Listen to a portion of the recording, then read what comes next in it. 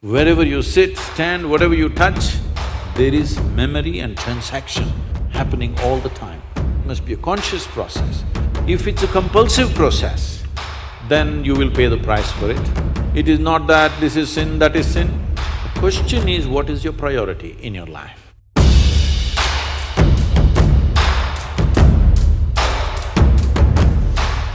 Sadhguru, how can a person stay committed to someone in a relationship? Is it natural to love someone and yet be sexually attracted to others? What should be the proper course of action that should follow, or how does one handle this? See, there is a psychological integrity, there is emotional integrity, but there is a biological integrity also. Integrity does not mean morality. Integrity means you create a situation where it works best for you. So when we say integrity, suppose I say, there is a certain integrity to my body, this means it's strong and resistant to a whole lot of things, isn't it?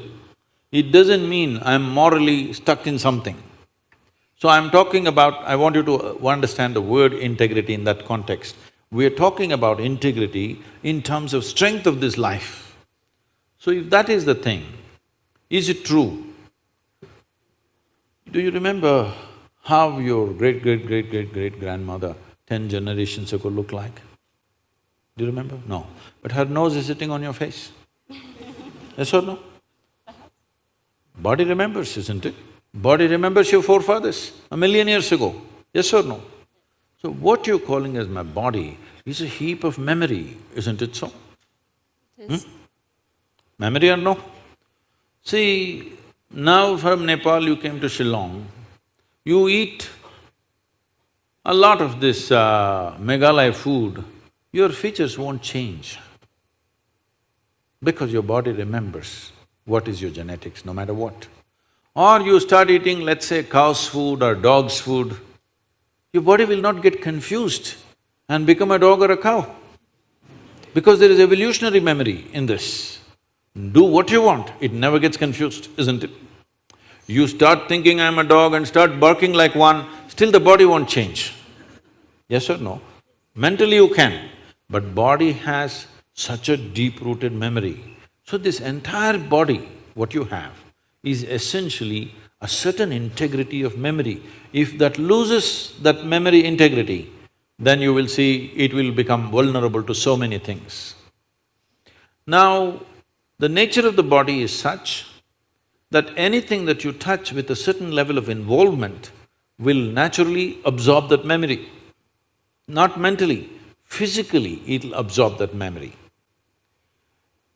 Traditionally in this culture, we call this runanubandha. You heard of such a word? Runanubandha. What this means is physical memory that you gather. Why people… you will see this with people, let's say in their home, they will go and sit in one place. This will usually the older people you will see, they want to go and sit in the same place. They won't sit in another place. Have you noticed this? Even your dog, he comes, if he wants to sit here, he'll smell this, he'll smell that, he'll smell that, he'll smell that. And after much searching, he will settle down in that particular place. Next time you chase him somewhere, he comes, he goes and sits in the same place. Because there is memory. Today there is forensic equipment where you're sitting here right now, you went away. After 2, 3, 8 hours, if they come, not with a dog can easily do it. But with forensic equipment, we come here and just check this chair and we know it was you who was sitting here, not somebody else. So there is memory. Wherever you sit, stand, whatever you touch, there is memory and transaction happening all the time. Well, you come from Nepal, in India also it's very much there, in south is very strongly there, north maybe it's become weakened. People never give salt to another person. Do you know this? Here also? If somebody gives you salt, you say, please keep it there. Because there are certain materials which transmit memory much better than others. Salt, sesame seeds, lemons, like this if you give traditional people, they'll say, keep it there, I will take it. because they don't want to develop runanabandha with you. Now, in India, if you see older generation of people, if you try to shake their hands, they'll do like this, because they don't want to get runanabandha with you. Because the idea is to keep the integrity of your body's memory in such a way that it doesn't become vulnerable to other things, that you become a very integrated life. If you want to nurture yourself to be a certain possibility, then you have to maintain the memory integrity. This is what runanabandha means. You keep your physical memory to the minimal. A sexual interaction is something where a huge amount of memory is taken from one to the other. So, always, not in this society, everywhere else, forever people saw the advantage of keeping that memory to the minimal. If you make that memory very complex, you will see to be at ease will become very difficult after some time. There will be pleasure, but there will be no joy in your life. You can observe people, don't go by what I'm saying. You can observe people, they will have pleasure, they will giggle all the time, but you look at them, there is no joy in them, there's no ease. Because the ease will go away with excessive memory. This is not only with sexuality, there are many other things that you do like this. Right now you see this very much in the Western societies. Wherever I go, especially in America, people will come, Sadhguru, where is my hug? I say, it must be with you. Why is it with me? It is not like at a certain moment when you feel close to somebody, you hug them. It's like all the time you have to touch people. Because today's psychiatrists are analyzing these things and saying that is because they have not been sufficiently touched by their mothers and parents at an early age. When they grow up, they're desperately longing to touch somebody all the time. All these things have a serious impact on one's life. How much physical contact when the child is born, this will determine how much physical contact they will long for later on. And the memory of what an infant picks up from the mother at that time, because till a child becomes 4.5 years of age, in many ways, energy-wise, it's not a separate life, it's still attached to the mother's body. Actually, if by nature if people go till then, they must be drinking the mother's milk and connected up to 4.5 years, that's how naturally it was. So, the energy doesn't mature. At that time, more and more memory that you get from the mother is better and better to strengthen this.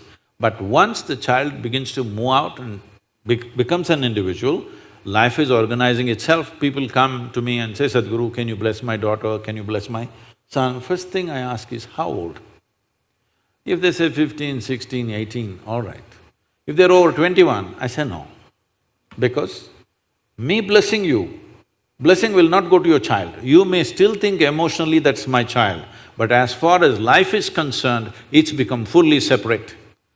Generally, the course of life is considered to be approximately 84 years or 1008 cycles of the moon. The cycles of the moon and our body is very directly connected. Only because our mother's bodies were in sync with the cycles of the moon, we are born, otherwise we wouldn't be born, isn't it? Hello? So, a full life is considered 1008 cycles of the moon, which will approximately considered as 83 to 84 years. So if one crosses 84, it's considered a full life. In this, the first quarter is the only time when it is connected to parentage. After that, the child must move, because energy-wise, you cannot connect those two lives anymore. So that is when the longing, if you have not created enough integrity within yourself, the longing for another body multiplies. Even though the hormonal phase may be higher between 15 to 20, the longing to bind and bond with somebody increases after 21 years of age, because unknowingly you're like a satellite who fell off the main mother. You come off the motherboard.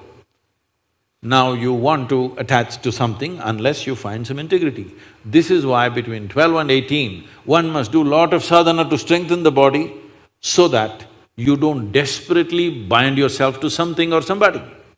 You must consciously, if you wish to take a partner, it must be a conscious process. If it's a compulsive process, then you will pay the price for it. This is not a question of morality.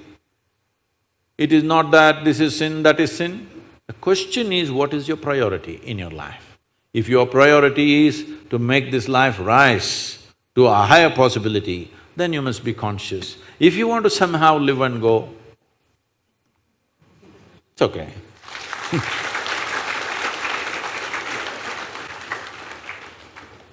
Thank you, Sadhguru. I'm sorry if I discouraged You just answered my question, Sadhguru. Thank you so much for that.